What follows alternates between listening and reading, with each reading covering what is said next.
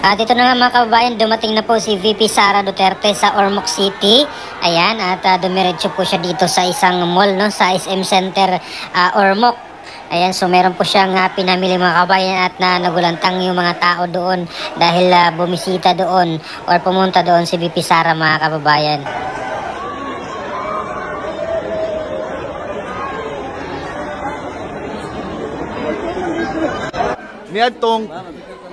Niadtong gidala si Presidente Duterte sa Netherlands. Libukan ka mga supporter ninyo sa Ormoc ug sa Leyte ang nagrally, no? Niadto sa birthday ni Presidente Duterte. Unsa imong mensahe sa inyong mga supporter diri sa Ormoc ug sa Leyte? Niyami din kay aron pagpasalamat sa tanang mga ampo o nag-celebrate sa birthday ni President Rodrigo Duterte kaniadtong March 28, 2025 o magpasalamat sa ilang padayon na suporta sa buas ang mga kauban sa aming opisina sa Office of the Vice President. So ito yung nasa loob mga kabayan siya ng SM Center sa Ormoc, no? Or dito sa Ormoc at meron po ata siyang bibilhin mga kababayan. Ay, namimili po siya. At yung mga tao nasa likod lang po niya, no, naka-video sa kay VP Sara. Ayan, lumapit na siya sa istante. At dito naman ay dumaan po siya. At nandito yung mga supporters na nagpapapicture sa kay VP Sara mga kababayan.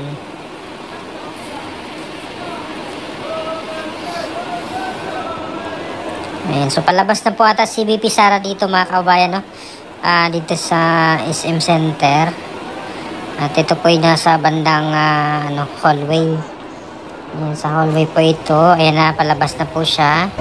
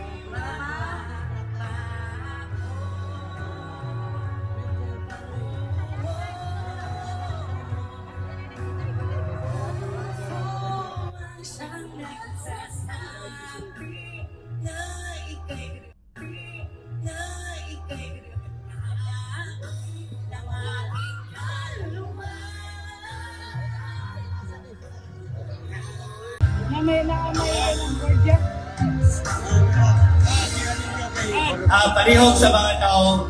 Palihog. Mga people. Ano yung malikod, ipakuha kang tori. Ginupad sa Lingkod lang ta, ma'am, sir. Okay, chill na ta diri. Naka-chill na sa si ma'am. Chill lang po tayo, everyone. Opo, lingkod lang ta, everyone. Kaya na sila para mag-chill, no? Lingkod lang ta. Palihog lang, palibawa ang signal sa cellphone. Kuya Ziki. Ano tayo para mag-chill-chill? Lingkod lang mga to kay Musilong table to table. Sige.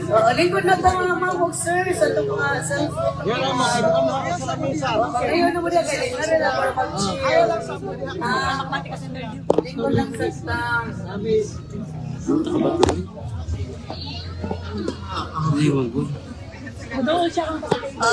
Basta madung siya. Madung siya kada table. Madung siya na. Karoon lang muro. Yun na daw. Malito na ito mga mama sir. Maranasin ka ng mga sir para mag-chill.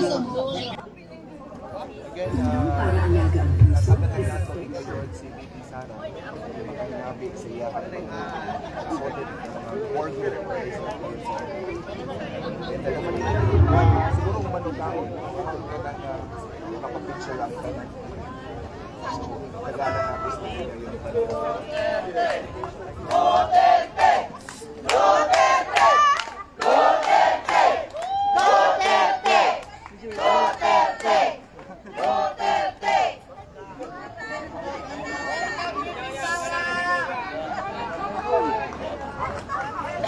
Nagsugod ng syagit o Duterte mga friends.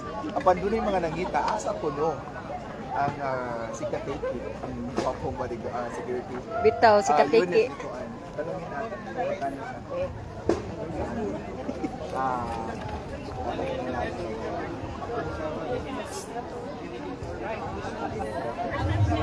Again, we welcome you na Sara.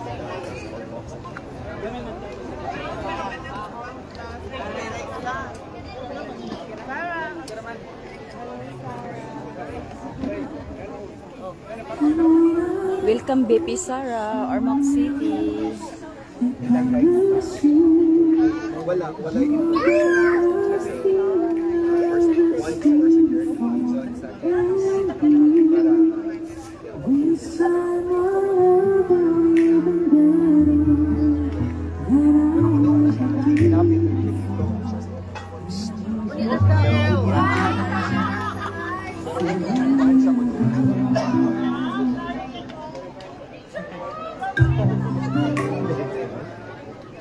Love you, Vice President.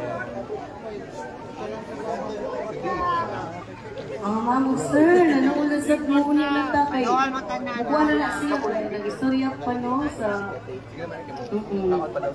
at nasa. So ito nga po mga kababayan, no, si VP Sara Duterte na nasa Ormoc City ngayon, no. So kanina ay nagpunta siya ng SM Center sa Ormoc at dumiretso po siya dito mga kababayan, no, sa parang food court or food park at dito po siya nag-dinner mga kababayan, no, kasama po itong mga Duterte supporters na nandoon naghintay sa kanya. Ayan, at doon po sila kumain ng hapunan mga kababayan. At kanina po ay galing po siya ng Biliran Province, no. So ayan, so doon po siya sa Naval Biliran kaninang umaga hanggang tanghali, tapos dumiretso po siya ng Ormoc mga kababayan, no. Bali 3 hours po yata ang biyahe from Biliran to Ormoc City mga kababayan. At kahapon ay galing po siya ng Samar nga po, no, nagbisita iglesia po siya simula Calbayog City, pumunta ng Gandara Samar, pumunta ng Tarangnan Samar, pati po dun sa San Jorge Samar. Ayun, pupunta po siya dun sa mga simbahan doon sa Samar mga kababayan. At baka bukas ay pupunta siya sa Maasin, no, Southern Leyte, kasi malapit lang naman po, kaya Baybay City mga kababayan, kasi marami po mga Duterte supporters din po doon sa Baybay, no. Nandun po si Atty. Baligod. Ayan, tatakbong congressman po doon sa 5th district mga kababayan. Tatakbong 5th district congressman si Atty. Baligod.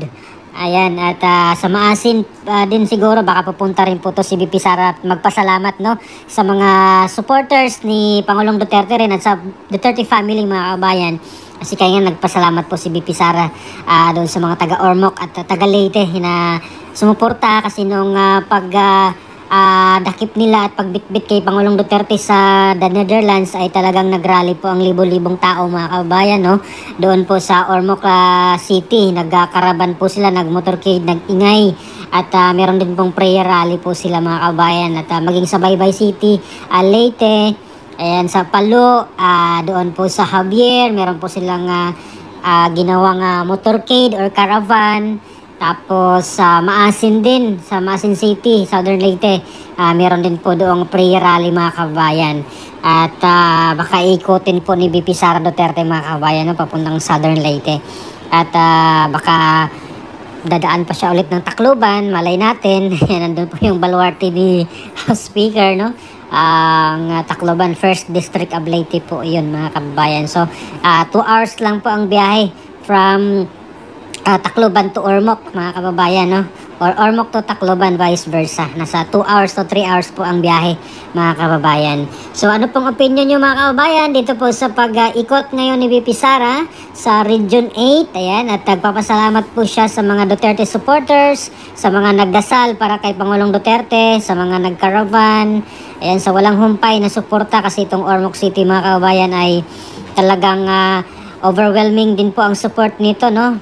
Way back in 2016, talagang libo-libong tao, mga kababayan, ang nandoon sa campaign rally ni Pangulong Duterte noong 2016, mga kababayan. At yun po ay kasama ni Congressman Richard Gomez dati nung tumatakbo siyang mayor. At iwan ko lang ngayon kung magkakaalyado pa rin sila, mga kababayan, no? Kasi wala pa namang formal na announcement, no, itong si Richard Gomez kung talagang didikit siya kay VP Sara or kaya kay Pangulong Duterte. Kasi parang ang narinig lang natin na okay sa kanya yung war on drugs kasi talagang marami namang magandang naidulot doon sa kanyang city, no, yung drug war ni Pangulong Duterte, mga kababayan. So ano pong opinion nyo, mga kababayan? Please comment down below. Ayan, maraming salamat. God bless po sa ating lahat.